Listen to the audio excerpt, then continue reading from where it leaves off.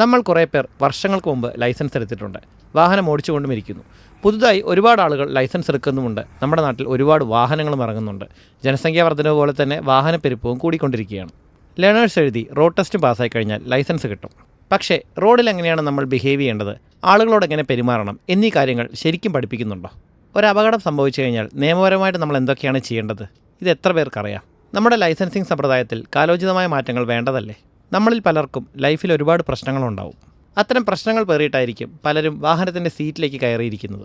ഈ സീറ്റിൽ കയറിയിരുന്ന് നമ്മൾ വാഹനത്തിൽ ഇങ്ങനെ പോയിക്കൊണ്ടിരിക്കുമ്പോൾ പെട്ടെന്നൊരു വാഹനം അലക്ഷ്യമായി ക്രോസ് ചെയ്ത് നമ്മുടെ മുന്നിലേക്ക് വരുന്നു. നമ്മൾ സഡൻ ബ്രേക്ക് ഇട്ട് നിർത്തുന്നു. പിന്നെ സ്വാഭാവികമായും സംഭവിക്കുന്നത് ചീത്തവിളിയായിരിക്കും. ആ ചീത്ത വിളിക്കുന്നത് പിന്നെ വലിയ വാക്കുതർക്കങ്ങളിലേക്ക് പോകുന്നു. ആ വാക്കുതർക്കം പിന്നീട് ഒരടിയിൽ കലാശിക്കും. ഇവനൊക്കെ 2 അടി പൊട്ടിച്ചാലേ സമാധാനമാവൂ. പക്ഷേ ഇതെല്ലാം കഴിയുമ്പോൾ നിയമപരമായിട്ടുള്ള നടപടി നേരിടേണ്ടി വരും. ആ ഘട്ടത്തിലാണ് പലരും തിരിച്ച് ചിന്തിക്കുന്നത്, ഞാൻ എന്തിനാണ് അയാളോട് ദേഷ്യം കാണിച്ചത്? തെറ്റ് അയാളുടെ ഭാഗത്താണ്, പക്ഷേ ഞാൻ അയാളെ അടിച്ചില്ലേ?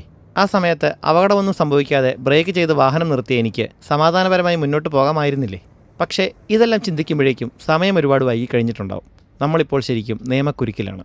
നമ്മൾ ശരിക്കും ചെയ്യേണ്ടത് ഡ്രൈവിംഗ് സീറ്റിലേക്ക് കയറിയിരിക്കുമ്പോൾ തന്നെ മനസ്സിനെ കാമാക്കുക. വാഹനം ഓടിക്കുക എന്ന് പറയുന്നത് വളരെ ശ്രദ്ധയോടെ ചെയ്യേണ്ട ഒരു കാര്യമാണ്. അത് 2 വീലർ ആണെങ്കിലും 4 വീലർ ആണെങ്കിലും. പലപ്പോഴും ബസ് പോലുള്ള വാഹനങ്ങൾ ഒരുപാട് യാത്രക്കാരെ കൊണ്ട് പോകുന്നതാണ്.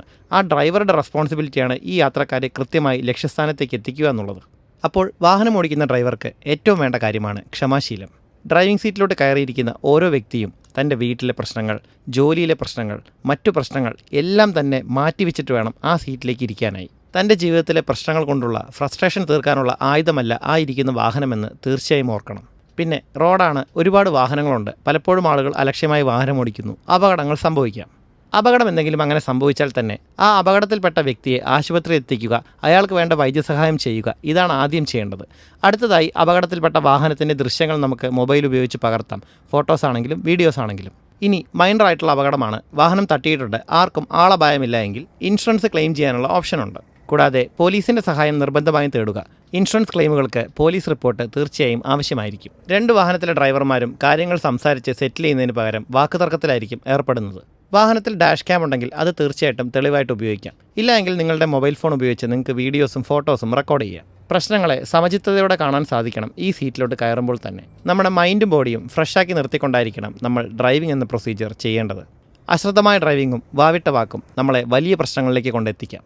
അപ്പോൾ നമ്മൾ വാഹനം ഓടിക്കുമ്പോൾ ക്ഷമയോടെ കാര്യങ്ങൾ കൈകാര്യം ചെയ്യുമെന്നും പ്രശ്നങ്ങൾ ഉണ്ടാക്കാതെ ലക്ഷ്യസ്ഥാനത്തേക്ക് എത്തിച്ചേരുമെന്നും സ്വയം തീരുമാനിക്കുക. സൈലൻസ് ആണ് ഏറ്റവും നല്ല മറുപടി. അപ്പോൾ പോയേച്ചും വരാം.